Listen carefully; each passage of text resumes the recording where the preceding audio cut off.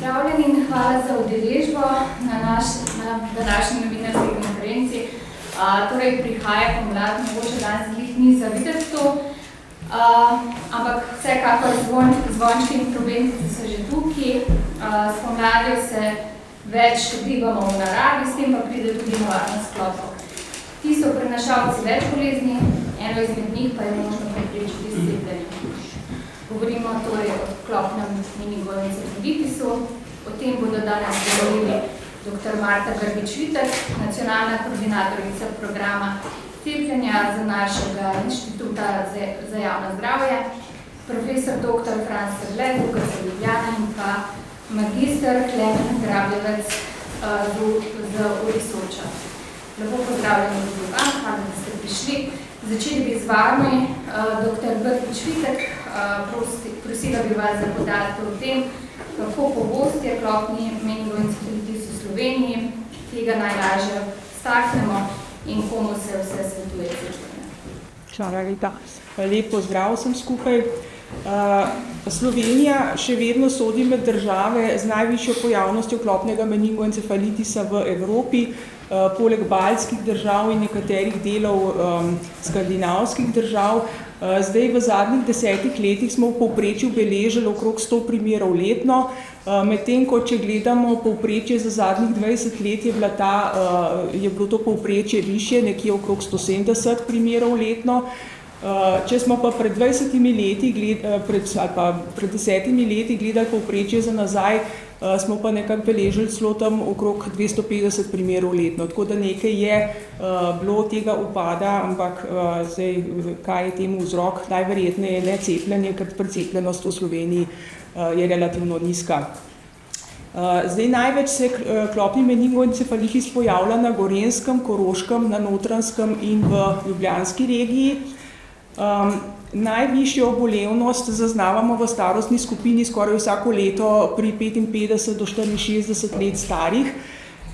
Delež starejših med zbolelimi se z leti povišuje, kar najverjetneje odraža tudi zvišan delež starejših v slovenski populaciji. Zdaj pri starejših se pogosteje pojavlja težek potek bolezni, ki lahko pušča tudi trajne posledice. Pri mlajših je potek praviloma blažji, ampak tudi pri otrocih so bili opisani težki primeri. Zato je cepljenje v Sloveniji že dolga leta priporočljivo za vse nad 1 letom starosti, ki živijo ali pa izvajajo aktivnosti na območju, kjer se pojavlja klopni meningoencefalitis oziroma kjer je klopni meningoencefalitis endemičen. Zdaj cepljenje je priporočljivo, oziroma priporočljivo je, da se cepljenje opravi še pred aktivnostjo klopov, to se pravi še v hladnejšem delu leta, da se opravita vsaj prva 2 odmerka, drugi sledi prvemu po 1 do 3 mesecih, medtem ko pol tretji odmerek damo nekje 5 do 12 mesecev po drugem odmerku. Potem pa so potrebni še poživitveni odmerki, prvi čez 3 leta in potem na 5 let, potem pa po 60. letu se pa spet svetujejo poživitveni odmerki na 3 leta. Delež cepljenih proti klopnemu meningoencefalitisu v Sloveniji je še vedno zelo nizek. Po podatkih raziskave EHIS iz leta 2019, oziroma ti podatki kažejo, da se letno cepi, oziroma da je bilo cepljenih v Sloveniji vsaj z enim odmerkom nekje 22% prebivalcev, medtem ko se redno cepi okrog 8% odraslih Slovencev. Zdaj pa tudi te generacije, ki so upravičene do rednega cepljenja v breme obveznega zdravstvenega zavarovanja, nimajo bistveno višje precepljenosti. Zdaj pa kdo pa so te generacije, ki so upravičene do cepljenja v breme obveznega zdravstvenega zavarovanja? Zdaj v letu 2019 je bilo v Sloveniji uvedeno redno cepljenje proti klopnemu meningoencefalitisu za 2 generaciji, eno generacijo otrok, to se pravi otroci, ki so v letu 2019 dopolnili 3 leta in pa eno generacijo odraslih, to so bili odrasli, ki so v letu 2019 dopolnili 49 let. Potem se je ta program v naslednjih letih malo razširil, tako da pri odraslih recimo smo lani dodali še dve generacije odraslih, to se pravi tisti, ki so dopolnili 48 in 47 let. Letos smo dodali še dve generaciji, tisti, ki so dopolnili 45 in 46 let, tako da smo od leta 19, to se pravi v teh zadnjih 7 letih, nekako je zdaj omogočeno cepljenje za 11 generacij odraslih, to se pravi za vse rojene med leti 70 in 1970 do 1980 in pa za vse otroke rojene po letu 16. Tako da to so moje strani. Profesor Žoštor Strle, vi ste praktično celotno svojo kariero ukvarjate s to boleznijo. Kakšen je pa obrazček bolezni, kakšen so bolniki, ki pridejo na infekcijsko kliniko s klopno meningoencefalitisom? Ja, dober dan. Na infekcijski kliniki v Ljubljani zdravimo približno 70% vseh bolnikov, ki zbolijo s klopnim meningoencefalitisom v Sloveniji. Seveda, gre za bolnike, ki od otrok do zelo starih bolnikov, pri katerih gre bolezen razmeroma gladko, pri drugih se pa zaplete. Dovolil bi se še nekaj drugih, predno predstavim bolezen, bi si dovolil še nekaj osnovnih podatkov. Torej, klopni meningoencefalitis se prenaša z vbodom okuženega klopa, zelo redko pa z zaužitjem okuženega termično obdelanega mleka. Kaj pomeni, če nas vbode klop, stališča klopnega meningoencefalitisa? Praviloma nič. Zaradi tega, ker je samo en majhen delček klopa okužen, torej je nosilcev virusa, naprimer 1%. Tako da sam vbod klopa v resnici ne pomeni velikega tveganja. Naslednja stvar je pa, da če do okužbe pride, pa je večina teh okužb brezsimptomnih, kar pomeni, da se naredijo v telesu protitelesa, ljudje pa ne zbolimo. In samo en majhen delček od teh, ki se okužijo, naprimer kakšnih 10% pa zboli. No, takrat gre pa stvar takole. Vbod klopa, potem pa nekaj dni do nekaj tednov nič, običajno to kakšnih 10 dni, potem pa je pri večini dvofazen potek bolezni. Začne se z vročino, glavobolom, slabim počutjem, utrujenostjo. To traja nekaj dni, 5-7 dni, potem se stvar izboljša, pri nekaterih povsem izboljša, tako da grejo že v službo ali šolo za nekaj dni, potem pa zadeva izbruhne v hujši obliki. Višja vročina, hujši glavobol, pogosto bruhajo ali pa jih sili na bruhanje. No, in to je slika meningitisa, vnetje možganskih opet, torej vročina, glavobol in bruhanje. Pri nekaterih teh je pa pri odraslih več kot polovica, pri otrocih pa manj kot polovica, pa pride še do znakov prizadetosti možganovine. Torej, začnejo se jim tresti roke, predvsem prsti, jezik, težave imajo s spominom, težave imajo z razmišljanjem, včasih postarajo za spanje, včasih tudi pride do nezavesti. Torej, to je pa težja klinična slika. Pri nekaterih teh je na srečo razmeroma malo, 5-10% pride pa tudi do ohromitev. Naši bolniki so odrasli hospitalizirani, nekateri ali po povprečju približno 7 dni,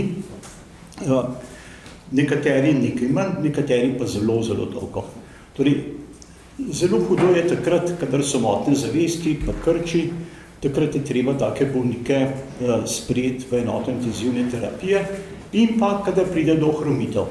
Do ohromitev pride pa, največkrat pride do ohromitev ramenskega obroča, ki je nesimetrična, torej ena roka nadleht ne dela dobro, redkeje kolčni obroč, včasih pa je prizadeto tudi kaj drugega. Najhujše je, kadar so prizadete dihalne mišice. Takrat seveda ljudje ne morejo dihati, ker imajo ohromljene dihalne mišice in če hočejo preživeti, jih je treba umetno ventilirati, torej umetno predihavati. Težava je potem, da grejo te ohromitve razmeroma slabo nazaj. In če so ohromitve hude, pa če so ohromitve prizadete, če jo prizadeto dihalno mišiče, potem to pomeni, da so taki reveži vezani na dihalni aparat za nadaljnje življenje. kar je grozljivo. Nasplošno pa izid, kot sem že rekel, hospitalizacijo običajno kakšen teden, v povprečju en teden, potem za odrasle večinoma delovna zmožnost v povprečju en mesec. Seveda, pri večini grejo stvari skoraj povsem nazaj, po celoti nazaj, približno ena tretjina, pa pri eni tretjini pa ostane tako imenovani postencefalitisni sindrom, se slabo počutijo, so utrujeni, jih bolijo mišice, bolijo sklepi, ne morejo se zbrati, en kup težav, ki pa pravzaprav bolniki pa pogosto nimajo ob tem kaj za pokazati. Kvaliteta življenja pa bistveno slabša in tudi pri nekaterih je omejena dela zmožnost. Ti težave, torej tako imenovani postencefalitisni sindrom, se od začetka prve mesece kar dobro popravljajo, tem nekako do enega leta. Tisto, kar pa ostane pri enem letu, običajno traja še naprej.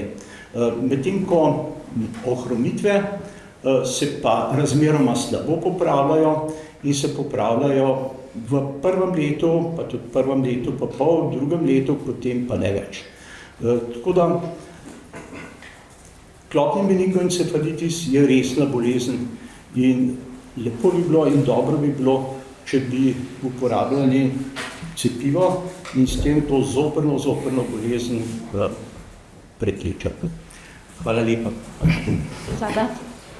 Z bolnikom, ki je imel zelo težek potek bolezni, se je zdravil na infekcijski kliniki, smo se tudi mi pogovarjali in predlagam, da del posnetka zdaj pogledamo.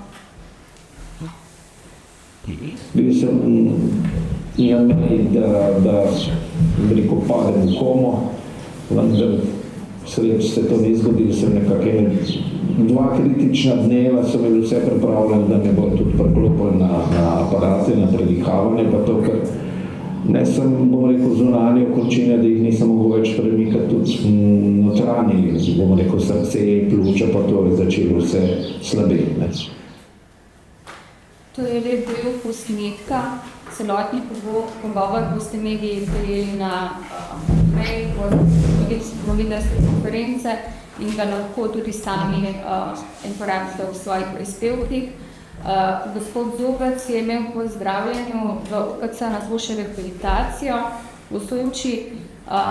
Magister Grabljevec, kako poteka ta rehabilitacija pri vas? Kakšni primeri k vam pridajo? Verjetno najtežji, ne? In kako dolgo traja ta rehabilitacija? Zdaj, kakor ne bomo najprej mikrofon. Ne,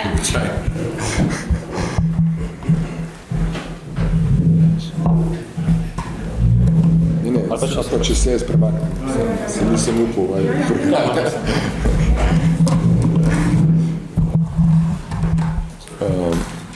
Pozdravljeni tudi v mojem imenu, moje ime je Klemen Grabljevec, prihajam z Inštituta za rehabilitacijo.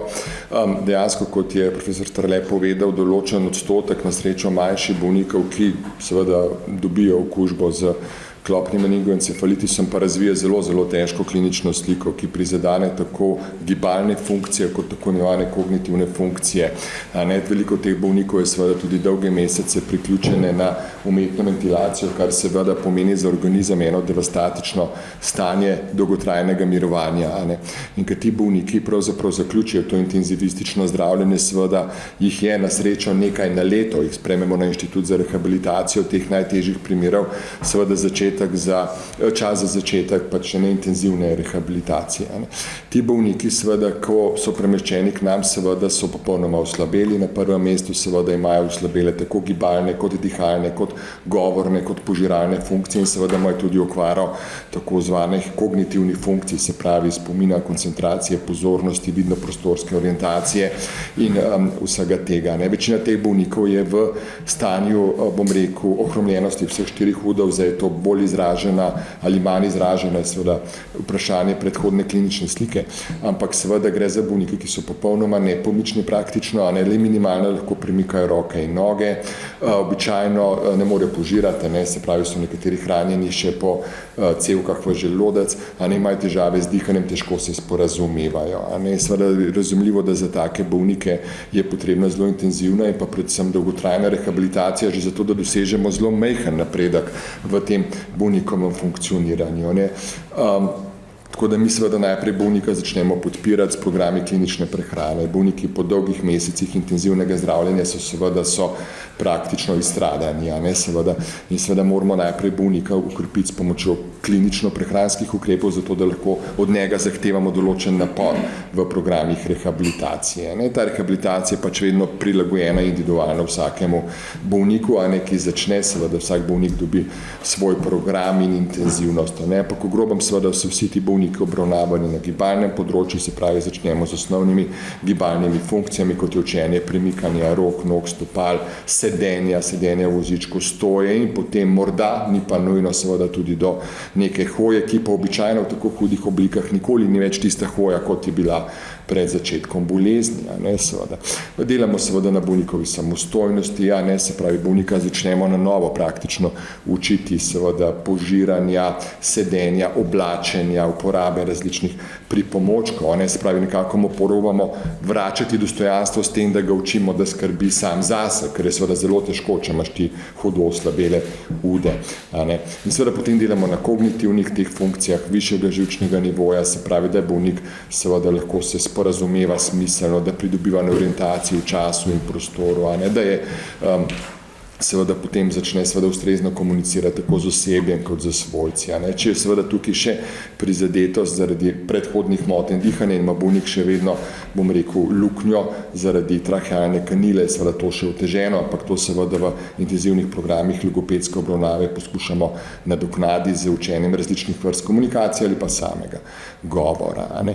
In seveda potem je tukaj neminovno pride nek trenutek, ko je treba rehabilitacijo zaključiti, a ne. Problem je v tem, da veliko teh bolnikov, žal, predvsem še starejši, a ne, ki imajo težje klinične slike, seveda niso več sposobni samostojnega bivanja v domačem okolju, vedno potrebujejo neko pomoč, a ne. Seveda zdaj zelo lepo je, če uspemo bolnika rehabilitirati do te mere, da gre lahko domov živeti, a ne, se pravi nazaj k svojcem, a ne. V najslabšem primeru seveda se vključi socialna služba in potem iščemo seveda bolniku namestitev v enem od inštitucij, to dom starejših občanov ali so neke ustanove za daljše, ampak škoda je, ker izgubimo človeka, ne, izgubimo osebo iz tega, iz naše družbe, a ne, zdaj čisto seveda delo zmožni ljudje še, a ne, izgubimo davkoplačevalca, izgubimo nekoga, ki je pravzaprav bil, bom rekel, produktiven član družbe, potem pa seveda pride v razred tistih, ki podpirajo, ki prejemajo seveda podporo, a ne, iz tega vidika, pač je to vedno izguba. Vsaka taka huda oblika klopnega meningoencefalitisa, ki bi ga lahko seveda preprečili z, bom rekel, širšim cepljenjem, seveda pomeni udarec na prvem mestu seveda za osebo samo in pa za njegovo družino, a ne, na drugem mestu seveda za delodajalca, da ne rečem, a ne, seveda potem širše, ko seveda gledamo stroške zdravljenja takega bolnika samo zato, da gre lahko domov, a ne, tukaj govorimo o 100.000 evrov, preden gre bolnik sploh prvič domov iz bolnice, iz katere se je že pač zdravil, ne, in seveda tukaj seveda pridemo tudi na tisto vprašanje, a ne bi bilo dobro preprečiti, a ne, tudi z finančnega vidika te bolezni, kot pa seveda plačevati drago zdravljenje. Verjetno popolnoma seveda ne bomo izkoreninili tega, ampak si seveda želimo, da bi pri nas na Soči imeli teh bolnikov čim manj, zato ker je to, imamo sredstvo, s katerim lahko učinkovito preprečimo take težke poteke bolezni. Hvala lepa. Hvala. Beste li na vrsti, kakšno vprašanje? Mogoče, a ste že povedali za učinkovito cepljenje? Cepivo je relativno dobro učinkovito, tukaj govorimo o dveh preventiv, so procenti, ampak na vsak način tam 95, da si lahko veš. Tukaj točno povedal. Odvisno od skupine. Cepivo je, če se cepi po programu in da nismo tih imunskih opaj, je najmanj 95% zaščitno, ampak v povprečju je pa 98 do 98,5% zaščitno. Skratka, gre za visoko učinkovito cepivo, no, ne tako kot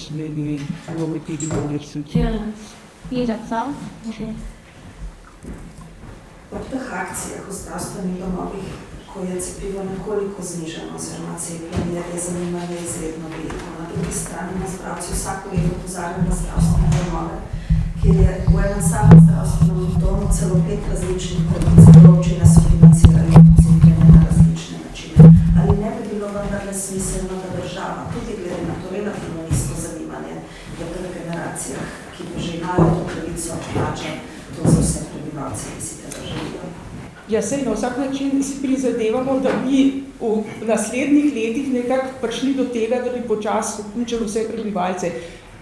Mislim, problem je v tem, da je precepljenost zelo nizka, ne? Ampak na vsak način bi bilo smiselno, da vsaj tisti, ki se želijo cepiti, da bi lahko to cepljenje opravili po vreme obveznega zdravstvenega zavarovanja.